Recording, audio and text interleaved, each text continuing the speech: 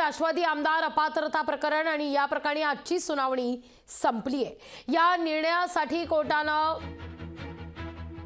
निकाल राखून ठेवलेला आहे। निर्णयाकरता शुक्रवारी संध्याकाळी 5 वाजेपर्यंत अंतिम लेखी काही निर्णय मांडण्यासंदर्भात आदेश देण्यात आलेले आहेत।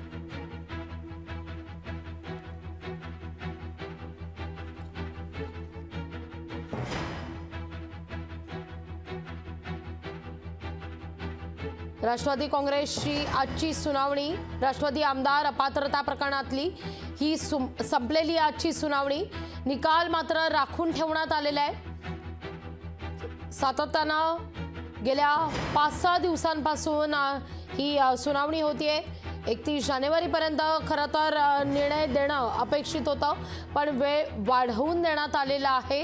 या सगळ्याविषयी अधिक माहिती घेऊया आपले प्रतिनिधी चेतन ननावरे यांच्याकडून। चेतन, आजच्या सुनावणीत नेमकं काय घडलंय?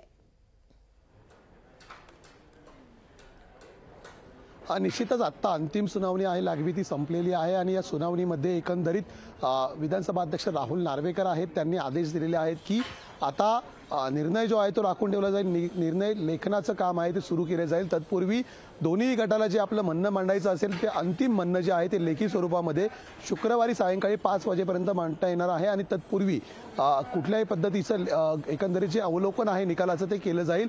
आणि म्हणूनच आता एकंदरीत 15 फेब्रुवारीपर्यंत विधानसभा अध्यक्ष राहुल नार्वेकर राष्ट्रवादी नेमकी कुणाची आहे यावरती शिक्कामोर्तब करतील आणि ज्याप्रमाणे शिवसेनेला निकाल देण्यात आलेला होता त्याचप्रमाणे राष्ट्रवादीचाही निकाल दिला जाईल आणि या निकालाचं जाहीर वाचन केलं जाईल। त्यामुळे शरद पवार आणि अजित पवार या दोन्हीही गटाचं जे भवितव्य आहे ते 15 फेब्रुवारीपर्यंत स्पष्ट होणार आहे। लागवी निश्चित चेतन, धन्यवाद तुम्ही दिलेल्या एकूणच सविस्तर माहिती करता।